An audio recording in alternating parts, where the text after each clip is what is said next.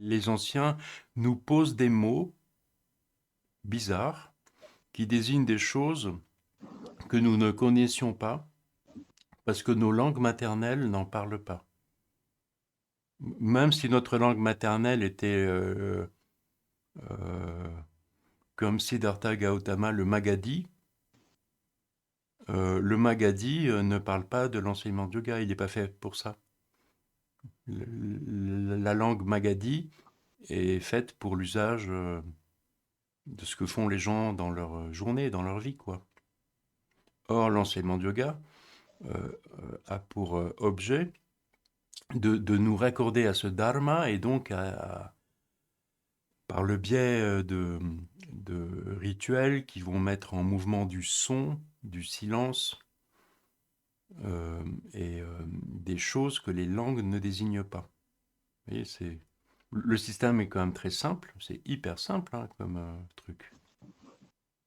C'est même extraordinaire, quoi, de simplicité. Mais ça ne veut pas dire que c'est facile. Non, c'est extrêmement complexe, hein. Moi, je trouve que c'est, pour le coup, extrêmement complexe entre les Yoga Sutras, le Samkhya. Déjà, pour moi, essayer de réunir les deux et de voir un petit peu ce Ah qui les oui, joint, qui joint les deux, je ne sais pas comment appeler oui, mais ça. l'avantage, c'est que tu as Mais tout. bon, Disons que euh, l'avantage, c'est en deux aides-mémoires, tu as l'intégralité de la oui, shruti. L'intégralité de la shruti est résumée, enfin c'est même pas un résumé, mais est indiquée dans ces deux enseignements-là. Donc oui, avec ce point de départ, tu as accès à l'ensemble. Mais l'ensemble, si vous voulez, si je vous raconte des histoires, euh, c'est parce que l'enseignement nous parle de choses concrètes, sans les nommer.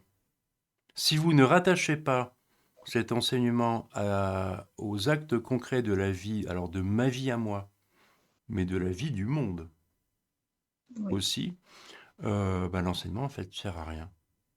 Il ne va pas pouvoir se déployer dans le vide. Cet enseignement qui ne fait que pointer des mots racines. Les mots racines indiquent des trucs chelous qu'on étudie petit à petit ensemble, et puis c'est tout. On fait quoi avec ça? On fait quoi de cette histoire de Chittavritti qui est quand même un truc. Ces histoires de. Justement, justement, Shitavriti. On peut en reparler si ça ne te dérange pas, Bien sûr. Joachim. Parce qu'en fait, moi, je voudrais essayer de comprendre quelque chose par rapport à cette notion de Shitavriti. Pour moi, tel que je le comprends, c'est Oui. quelque chose qui ne fait pas partie du moi, que l'on peut arriver à maîtriser. Est-ce que c'est ça ou je me trompe? Je sais pas, parce que le quelque Oui, chose, tu vas me dire ce que c'est. oui, c'est tout ce système de pensée, en fait, qui arrive dans le mental. Est-ce que c'est Mhm. ça ou je me trompe ou je Mhm. prends C'est la ça. mauvaise direction? Non, non, c'est pas du tout. Au Non, contraire, c'est la bonne. d'accord.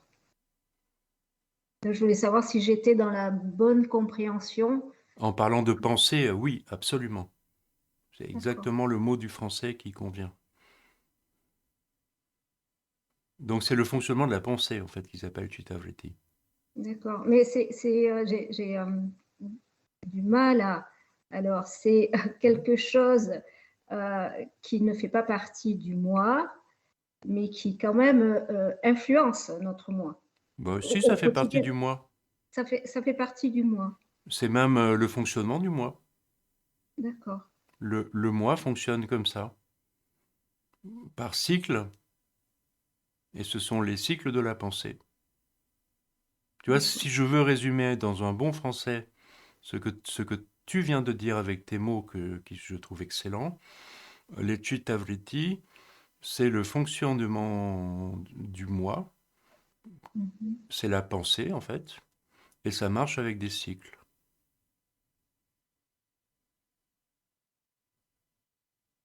Voilà, vous marquez ça quelque part. Non, mais les mots-clés en français, ça fait penser, moi, Oui. enfin la pensée, moi, le fonctionnement, les cycles. Exactement ça. Là, si tu veux, je te redonne avec les mots du moment. Tu vois, donc Chittavriti, le mot composé contient deux mots. Vritti, c'est cette idée de cycle qui se voit dans la course du système solaire, par exemple. Le Oui. Soleil se déplacerait pour former un cercle immense que nous ne pouvons même pas percevoir. Donc on a l'impression que le Soleil se déplace dans l'espace. Et alors que le Soleil se déplace dans l'espace, les planètes satellites tournent autour du Soleil, mais comme ça se déplace, eh ben, ça fait une hélice, des hélices, une hélice pour chaque planète, se déroule, comme le montre DJ Sadhu dans sa vidéo géniale, quoi.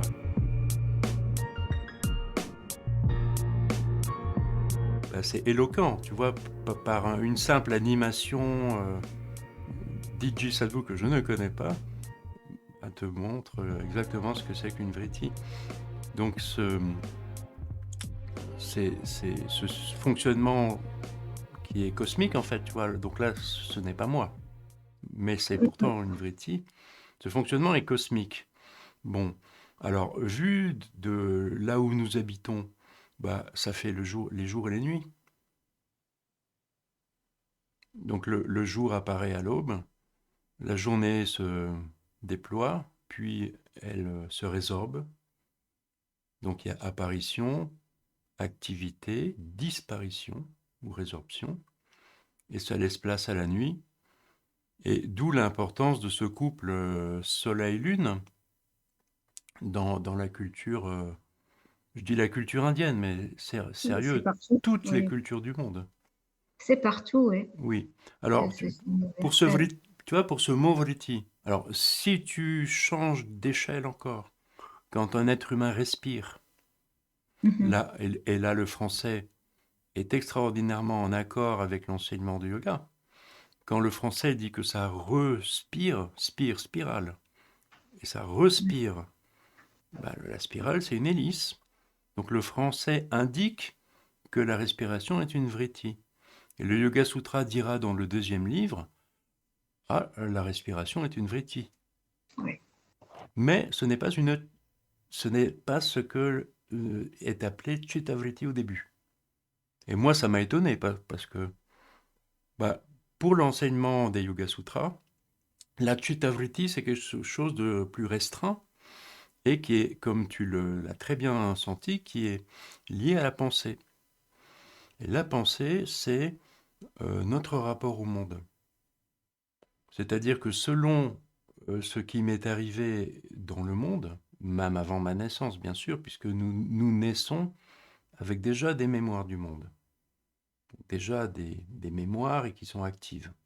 Bon, bah, ces mémoires sont réactivées constamment par ce que nous vivons. D'où mon exemple, un chien apparaît dans mon champ mental. Si j'ai une mémoire que les chiens sont dangereux, je vais avoir peur. Et si j'ai une mémoire que les chiens sont des petites boules d'amour avec des poils, ben, je vais être très excité à l'apparition d'un chien. Et c'est ça la pensée. Et donc là où il y a une vritti, c'est que j'ai une mémoire, il y a un stimulus qui arrive, ça réactive la mémoire. La mémoire germe, tu vois, la mémoire serait comme une graine, elle germe. Ah, moi je vois le germe. Oh mon Dieu, un chien il va me mordre. Il n'y a pas de rencontre avec le chien. Enfin, il n'y a pas de rencontre. Je ne rencontre que la mémoire que moi avais déjà. Alors, je vais réagir. Au lieu d'agir, agir, tu vois, karman, ce serait rencontrer le chien et établir avec lui une relation de connaissance. Mais à la place de cette action, je vais réagir, j'ai peur. Alors peut-être que ce chien va être excité par ma peur et qu'il va m'attaquer. Et donc ça va réengranger une mémoire de danger des chiens. qui va se remettre dans mon buffet, tu vois, et c'est ça, elle est là la vritti. Donc là, on a une vritti liée à l'ignorance. Je ne connais toujours pas les chiens.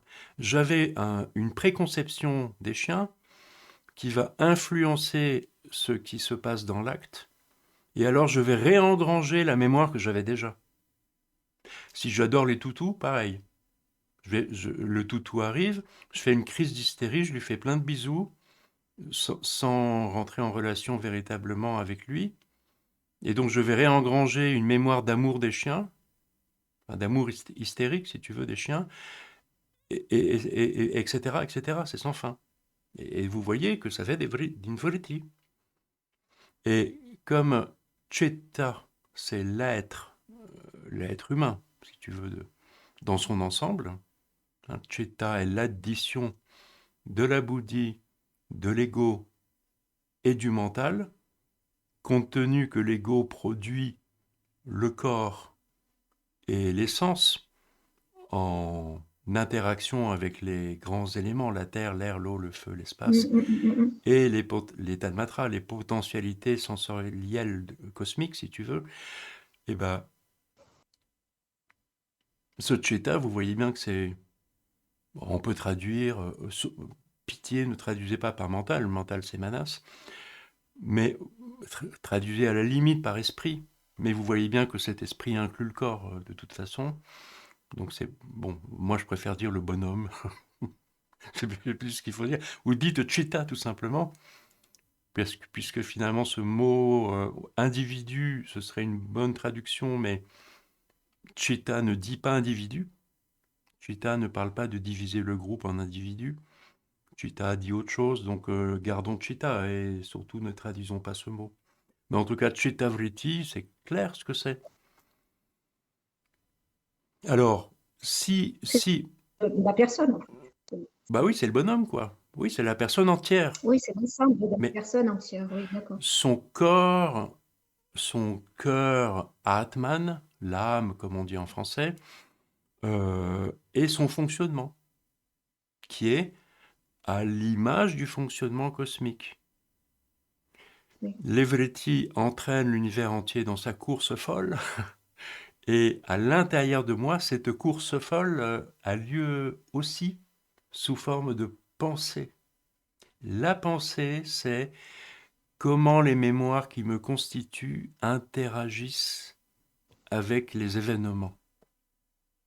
Alors, là, je n'ai évoqué que quelque chose de binaire, euh, deux fonctions opposées de l'ignorance. Vous voyez, tout ce que je vous ai dit concerne l'ignorance. C'est-à-dire me faire une crise de peur avec le chien ou une crise d'hystérie avec le chien, dans les deux cas, c'est de l'ignorance, de la non-vue. Voir le chien, être en relation avec le chien, c'est évidemment aucune de ces deux-là. Samadhi, ou pratyaksha, comme on l'a vu, les deux sont synonymes. Samadhi ou pratyaksha, c'est une relation pleine et entière. Un amour, comme dit le christianisme, une connaissance, comme dit l'enseignement de yoga. Le sanskrit dit jnana, là où les chrétiens disent, enfin les chrétiens, Jésus de Nazareth en tout cas, dit amour, par exemple. Alors cette relation pleine et entière va aussi produire une mémoire, mais si vous regardez l'expérience que vous avez en vous, lorsqu'il y a connaissance, on a envie de connaître encore. Donc il y a un flash de relation vraie avec ce chien qui va faire une joie, pas une crise d'hystérie, une joie. On s'est parlé, on s'est touché, on s'est rencontré, un instant seulement. Ça fait une joie, et alors je vais engranger une mémoire qui n'est pas comme les autres, et qui ne fait rien. Sinon que je connais mieux ce chien, et il y a un désir de connaître encore. Donc, il y a une modification de la pensée, là. Donc, Oui, on vient modifier. il y a une Ça, c'est modification de la pensée. Voilà, exactement. Tu vois, tu es obligé de choisir au cours de cette exploration que nous pratiquons, tu es obligé de choisir certains mots du français, et ceux que j'entends de toi sont parfaits. Euh, Tu vois, tu vas te faire un français qui convient bien à l'enseignement de yoga. Un français spécial que tu vas inventer petit à petit. Mais si ta langue maternelle était le magadhi ou l'hindi ou le japonais, Le tamil, mais j'ai ou le jamais, ou le on tamil, n'a jamais transmis, donc voilà. un peu Mais dommage. Mais bon. oui, mais ça ne changerait rien. Tu aurais quand même ce Non, travail à faire. oui, tout à fait, je suis tout à fait d'accord avec vous. Donc, pour vraiment, enfin, je crois qu'on avait fini cette histoire de Vritti, si tu veux. Il y a une mémoire de connaissance dans dans le cycle de l'ignorance. À n'importe quel moment, il y a une possibilité de connaître et ça va engranger une mémoire de connaissance qui va provoquer un désir de connaître encore, plutôt que la réitération du même. Et alors, comment fait-on? En fait, ma question, ça serait comment fait-on pour voir la réalité de ces pensées, de ce qu'elles sont, parce qu'elles ne sont pas. On laisse tomber, euh, parce que là, tant qu'on veut voir la réalité de ses pensées, comme c'est les mémoires qui me constituent, Oui. est une chose tellement complexe que je ne pourrai jamais l'explorer, c'est sûr. Donc, tant que je désire explorer ça, ça va rester confus, voire devenir de plus en plus confus. La seule solution, c'est de laisser tomber. Et il y a peut-être un jour une grande décision à prendre de cultiver la connaissance. La Oui. connaissance est au présent, C'est elle qui va venir modifier, en fait, les oui, pensées. step by C'est elle. step, au présent, C'est ça, en step fait. by step. Je vous donne pourquoi les gourous parlent tout le temps du présent. Parler du présent n'est pas aidant. Tu vois, dire aux gens vivez dans l'instant présent, ça va pas les aider. Parce que si je me nourris de pizza, de coca et de glace à la fraise et que j'adore ça, quand tu dis aux gens vivez au présent, ben en fait ils continuent à vivre avec du coca, des pizzas et de la glace à la fraise. Il se passe rien. Donc très mauvais conseil de gourou, vivez au présent. Mais vous remarquerez que l'enseignement ne vous dit pas vivez au présent. L'enseignement vous pointe le fonctionnement. C'est tout à fait différent. Les gourous n'enseignent pas.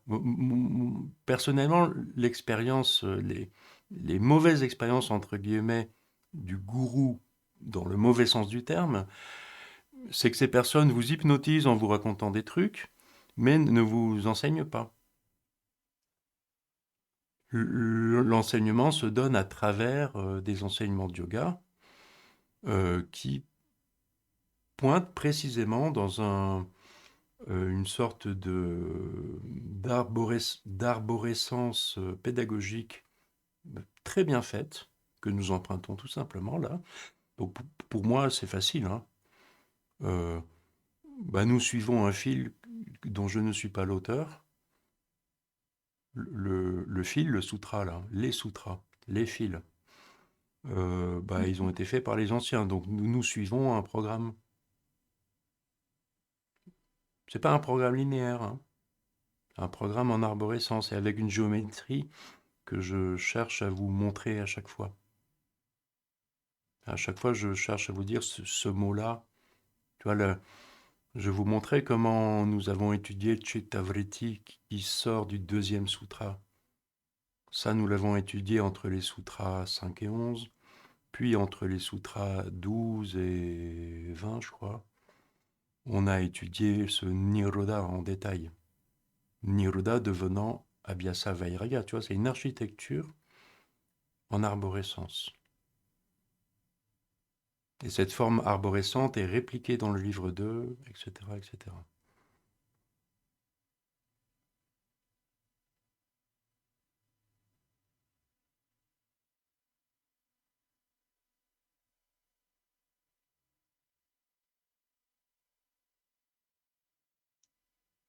Donc Chittavriti, c'est ça.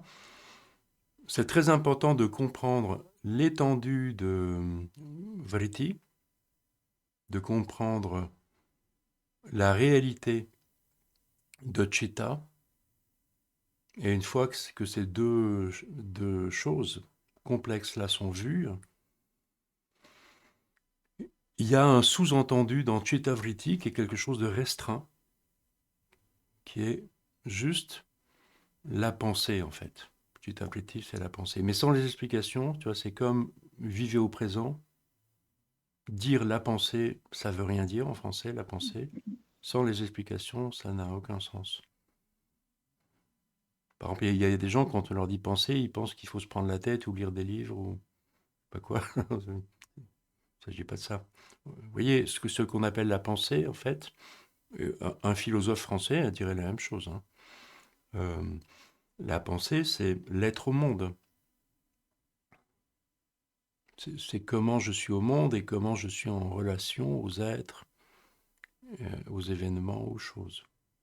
En philosophie, c'est ça qu'on appelle la pensée. Mais dans l'usage courant du français, on ne sait pas ce qu'on entend dans la pensée.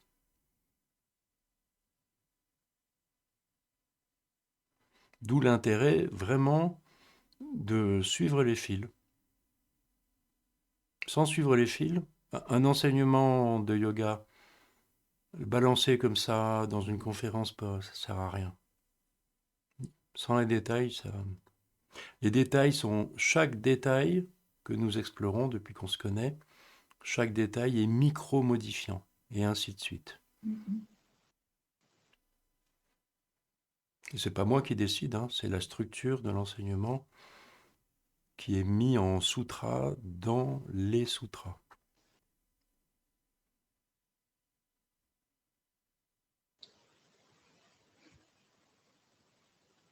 Donc on laisse tomber, ça va infuser, chez nous trois d'ailleurs. Et euh, la fois prochaine, peut-être un nouveau tour de roue sur Chittavriti ou pas. On verra bien.